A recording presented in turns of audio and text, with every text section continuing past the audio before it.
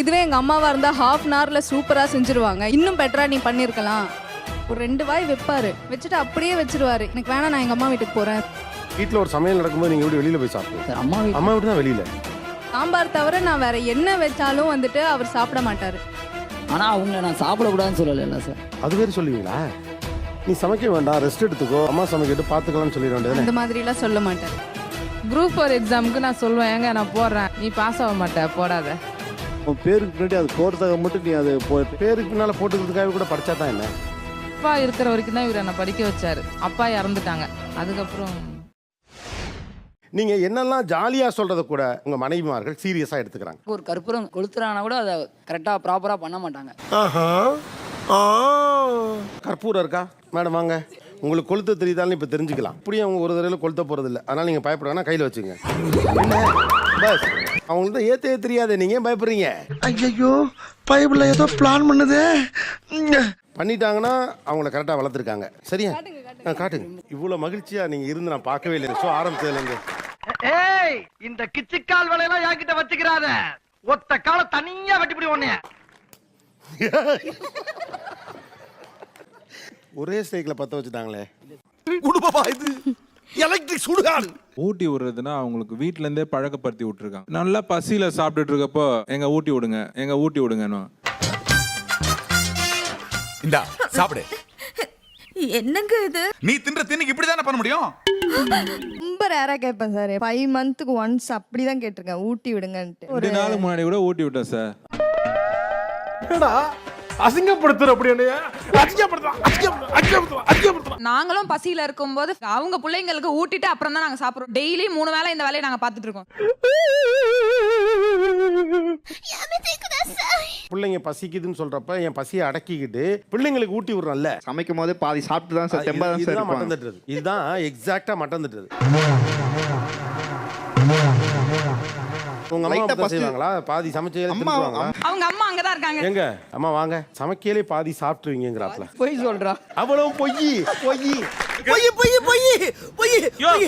என்ன பண்ணணும்? பொய் சொல்ற பிள்ளைய மன்னிச்சு விட்டுலாம். மன்னிச்சு விட்டுறலாம். இதனாலதான் அவங்க இன்னும் சொல்லிட்டு இருக்காங்க இதை. பெண்கள் வயிறார மனசார சாப்பிடுறது எவ்வளவு ரேரா நடக்கிற விஷயம். அவர் சாப்பிட்டு போய் படுத்துருவாரு. நான் இவளுக்கு ஊட்டிட்டு தூங்க வச்சுட்டு அதுக்கப்புறம் தான் போவேன். டீ டைம் வந்துருச்சுன்னா ஓகே, டீயை குடிச்சிட்டு நைட்டு கூட சாப்பிடலாம், அந்த மாதிரி டக்குன்னு போயிடுவேன். அப்படியே இந்த சைடு மட்டும் சென்டிமெண்ட் கொஞ்சம் ஓவரா இருக்கே. அம்மா ஃபர்ஸ்ட் மார்னிங் எழுந்து காஃபி நம்மளால பீஸ்ஃபுல்லா முடியாது. அதுக்குள்ள பாப்பா எழுந்துரும். ஒரு கண்ண மூடுறான தவிர தூங்க மாட்டாங்க. அவனை வச்சுட்டு நம்மளால காஃபி போட முடியாது, இவரையும் எழுப்ப முடியாது, தூங்கிட்டு இருப்பான். பேசிட்டு இருக்கும்போது இடையில ஐயாவா வாடா வாடான்னு எதுவும் சொன்னியா? ஃப்ளோல ஏதாவது வந்திருக்கும். ஃப்ளோல கெட்ட வார்த்தை கூட வரும் சில நேரத்தில். பாப்பாவை நெட்ல போட்டு மொத்தமா அடைச்சிட்டு காஃபி குடிக்கிறதா இருக்கு. இதே அம்மா வீட்டுக்கு போனா அம்மா பாப்பாவை பார்த்துப்பாங்க, காஃபியும் கையில கொடுத்துருவாங்க நம்மளுக்கு. ஏன் அவங்க விளையாட்டுக்கு சொல்றது நீங்க சீரியஸா எடுத்துக்கிறீங்க? விளையாட்டுக்கு சொல்ற மாதிரி இருக்காது சார். இதுவே எங்க அம்மாவா இருந்தா ஹாஃப் அன் ஹவர்ல சூப்பரா செஞ்சுருவாங்க. இன்னும் பெட்டரா நீ பண்ணிருக்கலாம் அப்படின்றாரு. இதுதான் தவறான விஷயம். அது நல்லா இல்லைன்னா நம்ம அப்படிதான் வெளிப்படுத்த முடியுது. உனக்கு இட்லில எதுல கம்மியா இருந்தது? இனிப்பு கம்மியா இருக்க? இனிப்பு ஒரு 2 வாய் வைப்பாரு, வச்சுட்டு அப்படியே வச்சிருவாரு. எனக்கு வேணாம், நான் எங்க அம்மா வீட்டுக்கு போறேன் சாப்பிடுறதுக்கு அப்படின்னு சொல்லிட்டு. முழு கதையும் சொல்றானே. அம்மா எனக்கு பிடிக்கலன்னா அது வச்சிரு, நான் அவனுக்கு வேற செஞ்சு தரேன்னு சொல்லிடுவாங்க. ஒரு டிஷ் செய்யறதுக்கு 2 மணி நேரம் எடுத்துப்பாங்க. திருப்பி இன்னொரு டிஷ் செய்யறதுக்கு 2 மணி நேரம் எடுத்தானா பசி தாங்காது. செத்த பையல நீ நலமா இருந்தா ஒளிஞ்ச எனக்கு பத்தி நீ சாவமே செத்த பையல. ஃபர்ஸ்ட் ஆஃப் ஆல் நீங்க கம்பேரே பண்ணாதீங்கன்றேன். உங்க அம்மாக்கு 60 இயர்ஸ் மேல ஆகுது, அவங்களுக்கு நிறைய எக்ஸ்பீரியன்ஸ் இருக்கும், சீக்கிரமா பண்ணி முடிச்சிடுவாங்க. ஆனா நாங்க அப்படி கிடையாது. பிகாஸ் பேசிக்கலி ஐ அம் சோம்பேறிங்க.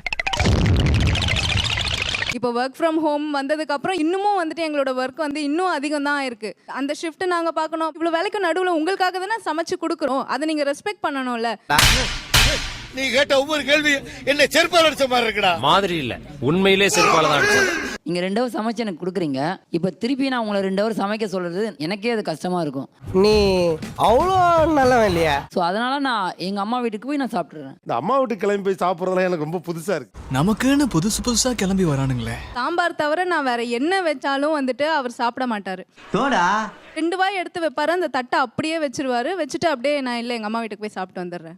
ஏன் நான் செவனான்னு இருக்கேன், என்ன வம்புழுக்கிறான் அவன்? அம்மா வீடு பக்கத்துல இருக்கு சார். அம்மா வீடு பக்கத்துல இருக்கு, நீ சமைக்க வேண்டாம், ரெஸ்ட் எடுத்து சாப்பிட்றதுக்கோ அம்மா சமைக்கிட்டு பார்த்துக்கலாம்னு சொல்லிட வேண்டியது. அந்த மாதிரிலாம் சொல்ல மாட்டார். உன்னைய பத்தி நான் கூட என்ன நம்ப ரசிக்கிறேன், நீ உடம்பு சீப்பாலா இருந்திருக்க. வீட்டில் ஒரு சமையல் நடக்கும்போது நீங்கள் எப்படி வெளியில் போய் சாப்பிடலாம்? சார் அம்மா வீட்டு அம்மா வீட்டு தான் வெளியில். ஐயோ, எந்த ட்ரெண்ட்ல பேசினாலும் எந்த ரூட்ல போனாலும் விடவே மாட்டேங்கிறானே, நான் என்ன பண்ணுவேன்? இப்போ உங்கள் அம்மா சமைக்கிறாங்க, எனக்கு எங்கள் அம்மா சமையல் தான் பிடிக்கும், இது எனக்கு வேணாம்னு சொல்லிட்டு அவங்க அம்மா வீடு பக்கத்தில் இருக்கு, அங்கே போய் சாப்பிட்டாங்கன்னா முறை இல்லை தான். இது என்னப்ப? உனக்கு வந்தா ரத்தம், எனக்கு வந்தா தக்காளி சட்னி. முட்டிக்கிட்டு மோதிக்கிட்டு ரத்த கை அடிக்கிறேன் உனக்கு தக்காளி சட்னி. ஆனா அவங்கள நான் சாப்பிடக்கூடாதுன்னு சொல்லலைல்ல சார். அது வேறு சொல்லுவீங்களா?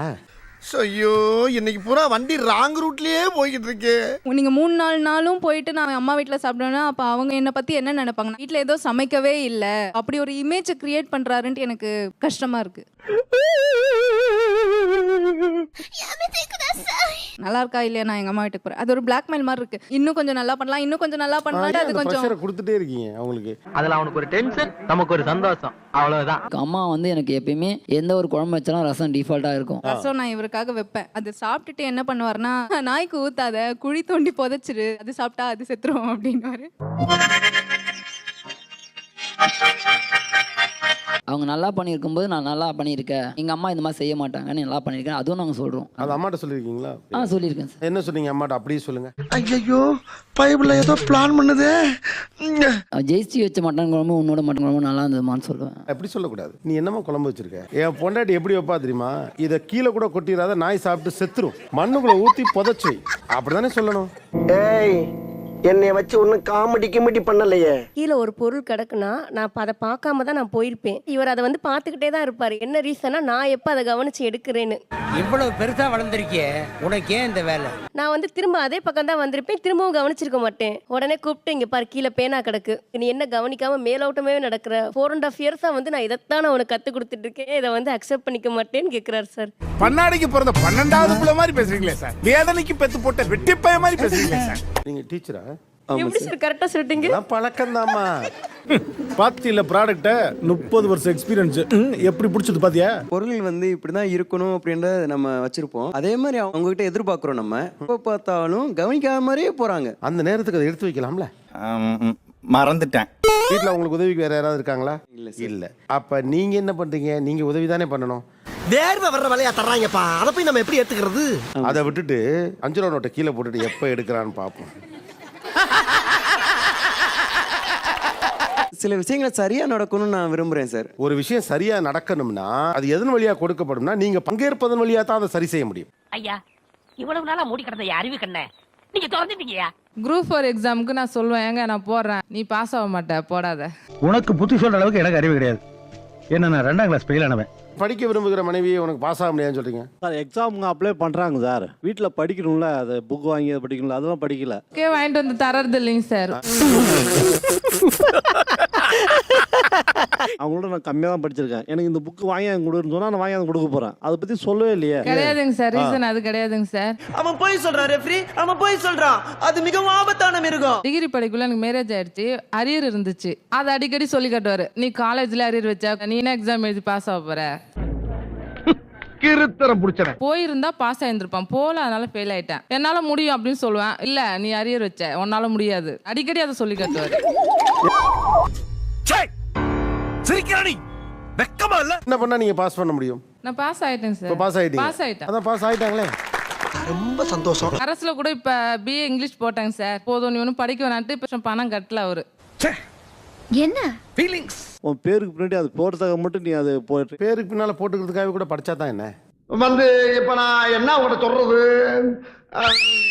பண்ண முடியுமா அப்படின்னு எனக்கு ஒரு இதுதான். அவங்களுக்கு முடியுமா முடியாதாங்கிறத யார் முடிவு பண்ணணும்? உள்ள ஒரு தோணுது அப்படி. அருவாளா?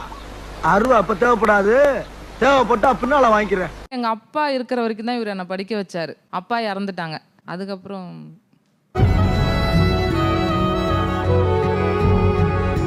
போலீஸ் எக்ஸாம் எழுதினாங்க சார், நான் பாஸ் ஆயிட்டேன். வேலைக்கு போக கூடாது, செட் ஆகாது அப்படின்னு சொல்லிட்டாரு, அதனால போல. எனக்கெல்லாம் இந்த மாதிரி அவங்க கையில கிடைச்சாங்கன்னா அவ்வளவுதான் சாப்பிடுச்சிருவேன். போலீஸ் வேலை கஷ்டமா இருக்கும், ஏன் அங்க போய் ரொம்ப எல்லாத்தையும் நீங்களே முடிவு பண்ணிடுறீங்க. போலீஸ் வேலை கஷ்டம், இங்கிலீஷ் லிட்டரேச்சர் கஷ்டம், அது என்ன சொல்றது? நீ என்ன லூசா சிரிச்சுட்டே இருப்ப? உங்க பையனை படிக்க வைக்கிறீங்களே, அவன் பாஸ் ஆவானான்னு உங்களுக்கு தெரியுமா? அவனுக்கு அந்த கெப்பாசிட்டி எல்லாம் கிடையாது. எனக்கு என்னமோ அப்படிதான் தோணுது. சும்மா ஏதோ படிக்கிறான் அப்படின்னு நான் சொன்னேன்னா அது எப்படி இருக்கும் உங்களுக்கு? வரும்ல. உனக்கு வந்தா ரத்தம் எனக்கு வந்தா தக்காளி சட்னா ஐயால அதே தான் அவங்க அப்பாவுக்கும் வரும். நீ படிச்சுட்டு வேலைக்கா போற வெறும் பேருக்கு பின்னால டிகிரி போட்டுக்கிறதுக்கான போடுற, அதுக்கு கூட படிப்போம், தப்பு இல்லை. இந்த சேனலுக்கு நீங்க புதியவரா இருந்தா சப்ஸ்கிரைப் பண்ணி வச்சுக்கோங்க. இந்த வீடியோ உங்களுக்கு பிடித்திருந்தால் லைக் 1 போட்டு விடுங்க. இந்த வீடியோவில் ஏதாவது குறைகள் இருந்தால் கமெண்டில் பதிவிடவும். சன் டிவி செய்திகளுக்காக சுகுமாரன்.